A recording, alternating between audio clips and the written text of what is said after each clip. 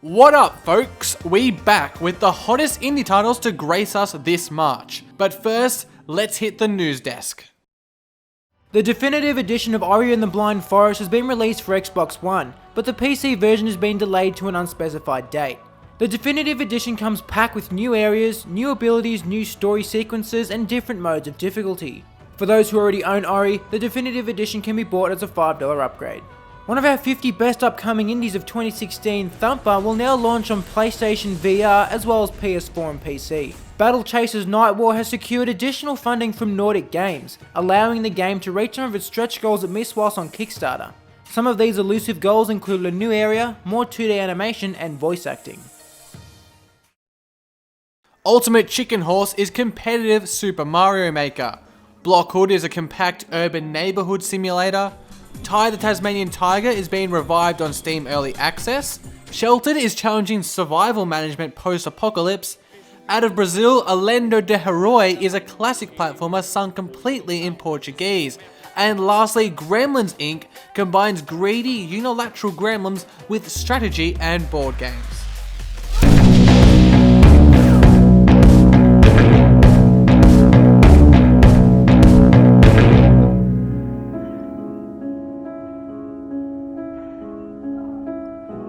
Adrift is a breathtaking and lonely experience in space hindered by some rude interruptions.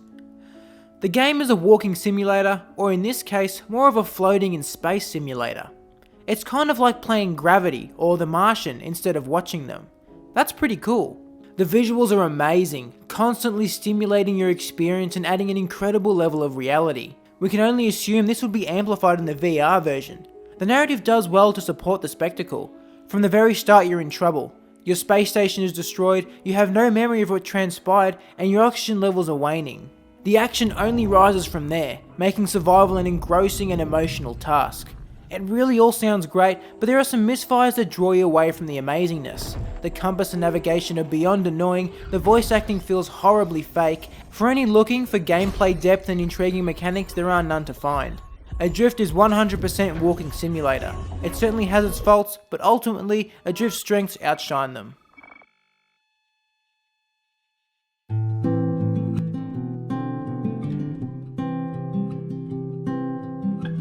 Moonhunters shows the potential of narrative in roguelikes, but could have stayed in early access a bit longer. After backing Moonhunters on Kickstarter and following its journey, we really want to like it, but there's a few problems preventing that.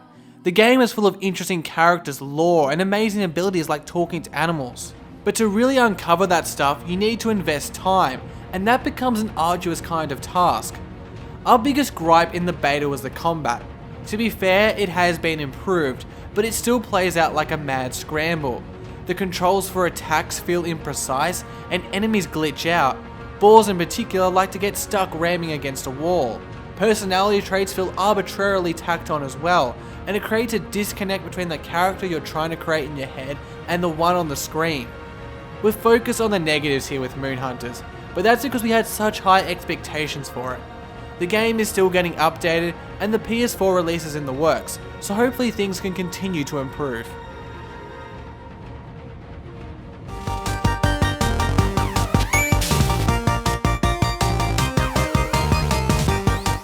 Out There Somewhere is an affordable and clever little retro package.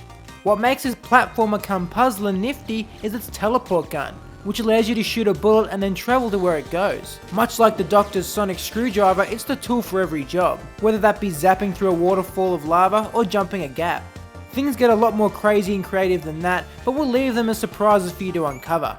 The portal gun never overstays its welcome either. The short playtime of the game lets you see its every trick without seeing through its potential. The old school art and tunes combo was pleasant without being amazing, and there is a bit of story tacked on top too. In sum, Out There Somewhere is a fantastic short adventure with a red hot price tag.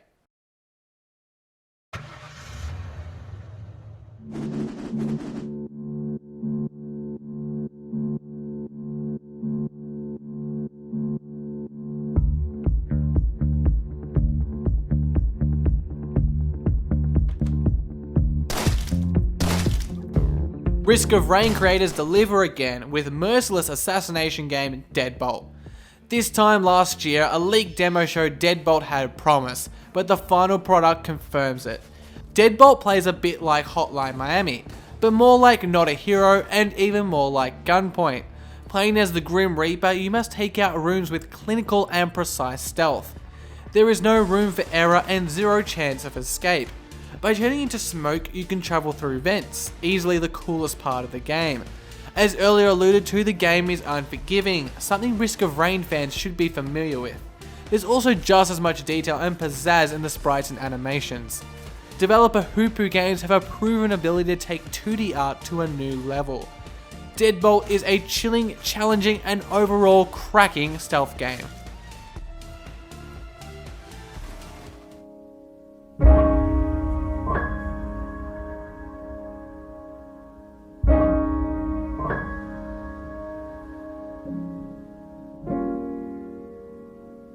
It was almost 3 years ago in September 2013 that Hyperlight Drifter got funded, and now it's finally here.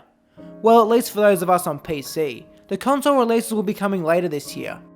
The early verdict is that the wait was worthwhile. Its dungeons and upgrades are all very classic Zelda. The wordless story is powerful without being overbearing. The post-apocalyptic world is large, beautiful, and full of curiosity. The game's heart is its combat. It's hard, some would even say it's unsympathetic with its lack of instruction, but it respects the player's intelligence and gives you its world and mysteries for all your private exploration and understanding. Fights demand your attention and have great rhythm. The character movement is super slick, and it always feels boss to be wielding a sword made of light. Hyped Hyperlight Drifter has been, but deliver it also has. It's a special game. Well, that's it folks, thanks for watching. My name's Lawrence. And my name's Josh. We'll see you next time here on Indieformed.